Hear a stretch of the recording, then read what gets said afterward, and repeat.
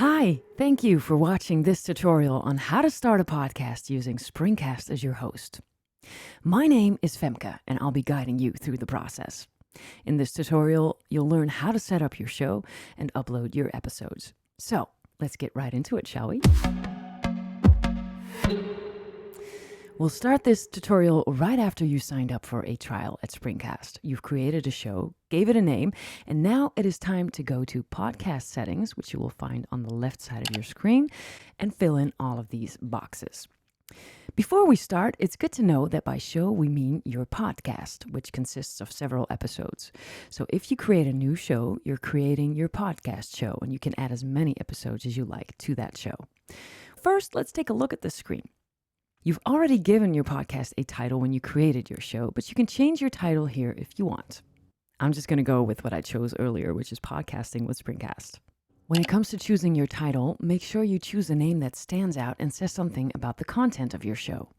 Also, check if the name you want doesn't already exist, because if it does, it might be harder for people to find your podcast. You also don't want to choose an already existing name that has copyrights. So check to see if your name is an original, because it will save you a lot of issues later in the process. All right, so we've chosen a title. Now it's time to go to the next box, which is the subtitle.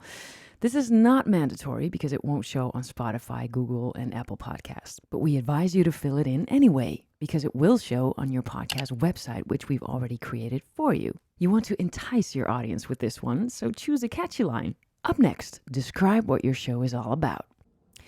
This description is a summary of your podcast show. This is what your audience sees when they click on your show on Spotify, Google, Apple Podcasts, or any of the other apps. It's also good to know that you can add links in the description box. For instance, the links of your website or social media accounts. The summary description is again not shown on any of the podcast apps, but used merely for your podcast website. This summary is the header of your website, right below the title and subtitle. You can write down a few lines about what your podcast is all about. Just keep it short and sweet, and you're good to go. We'll continue with the podcast artwork. We've created a dummy artwork for you with the Springcast logo, but you can upload your own artwork here, of course. Just make sure it has a square size and a JPEG or PNG format. Images that are not square will be automatically cropped to the right size. You can also upload different artwork for every episode, should you want that. If not, the artwork you're uploading here is the artwork that will be used for all of your episodes. If you're having a hard time designing your own artwork, check out Canva. Here you can create beautiful artwork in a simple and user-friendly way. Up next, explicit content. If your podcast contains swearing or sex, just select yes. This is mandatory, so make sure you select the correct answer. In this case, we'll select no. The podcast type determines the order in which your podcast is shown. This is mainly important for Apple Podcasts because they don't automatically show your episodes in the right order. If you select episodic, your episodes will be shown from newest to oldest. If you select serial, they will be shown from oldest to newest. If you want to know more about this, we've written an article about how exactly this works. All right. Copyright, also mandatory. If you don't fill in this box, Apple Podcast won't accept your feed. Write down all rights reserved and then your name or your company name.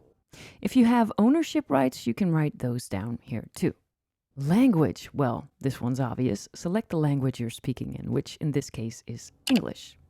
Then category. You see all these different categories and subcategories when you open this one up. Our advice, always go with a subcategory and not a main category. Why?